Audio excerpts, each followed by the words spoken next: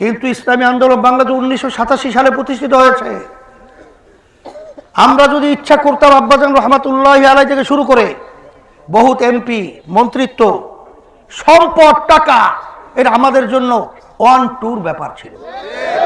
কিন্তু আমরা রাজনীতি করি দেশের কল্যাণের জন্য, মানুষের কল্যাণের জন্য, ইসলামের কল্যাণের জন্য।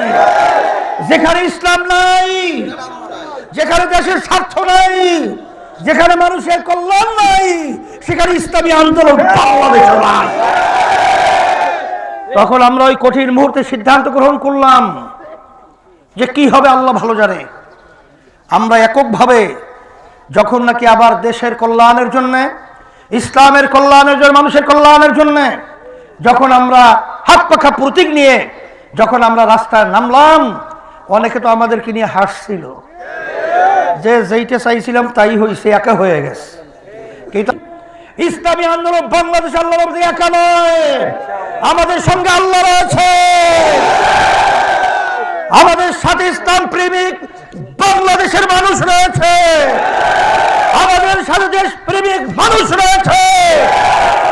আমি সারা দেশে সফর করার পরে যারা দেখেছি, আজকে সব ঘরানার, সব শ্রেণীর পেশার মানুষ আজকে সবাই আমাদের সিদ্ধান্তকে সাধুবাদ জানিয়েছে। আলহামদুলিল্লাহ, আজকে আমাদের সঙ্গে সম্মানিত উলামায়ে কেরাম রয়েছেন। আমি সারা দেশে ঘোরার পরে যেভাবে মানুষের স্বতঃস্ফূর্ত যে আগ্রহ, উদ্দীপনা, উদ্বেগ, আবেগ আমি দেখেছি। আমরা চেয়েছিলাম এই সোনার দেশটাকে সোনার দেশ তৈরি করার জন্যে, মানুষ জুলুম থেকে মুক্তি পাওয়ার জন্যে, চাঁদাবাজ থেকে মুক্তি পাওয়ার জন্যে, আর যেন মায়ের কুলগুলো আর সন্তান হারা না হয়, আমাদের দেশের মানুষগুলো বিদেশে যেন আর পাচার না হয়। যেই দেশের ভিতরে আজানের শব্দে বাচ্চাদের ঘুম ভেঙে যায়, আজানের শব্দে মায়ের কোলে সন্তানরা ঘরে যায়, সেই দেশের মধ্যে ইসলাম মাথা উঁচু করে শক্তিশালী হয়ে দাঁড় হবে, এই সুযোগ এসেছিল।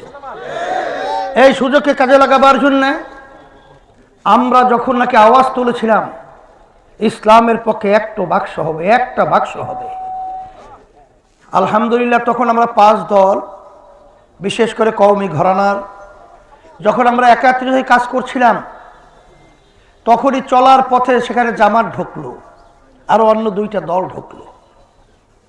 আমাদের কিন্তু মৌলিক স্লোগান ছিল এখানে জোট হবে না, এর একটা সমঝোতা হবে, কোনো নেতৃত্ব থাকবে না, যে কোনো সিদ্ধান্ত আমরা সবাই বসে তারপরে গ্রহণ করব। কিন্তু সারা দেশের মানুষ, বাংলাদেশের মানুষ যখন নাকি আমাদের এই আহ্বানে সাড়া দিল, তখন এক শ্রেণীর স্বার্থন্বেষী মহল, এক শ্রেণীর ক্ষমতার লোভীরা এই আমাদের বড় আশা লক্ষ্যকে ধ্বংস করার জন্য বিভিন্ন ধরনের নীল নকশা অনুযায়ী কাজ করা শুরু করলো। এক পর্যায়ে আমরা যখন দেখলাম যে আশা, উদ্দেশ্য, লক্ষ্য নিয়ে আমরা সামনে পথ চলছিলাম, সেই আশা, লক্ষ্য, উদ্দেশ্য ভেস্তে গেল। আবার তারা ঘোষণা করলো তারা ইসলামের নিয়ম অনুযায়ী রাষ্ট্র পরিচালনা করবে না, তারা রাষ্ট্র পরিচালনা করবে এই প্রচলিত আইন নিয়ম অনুযায়ী।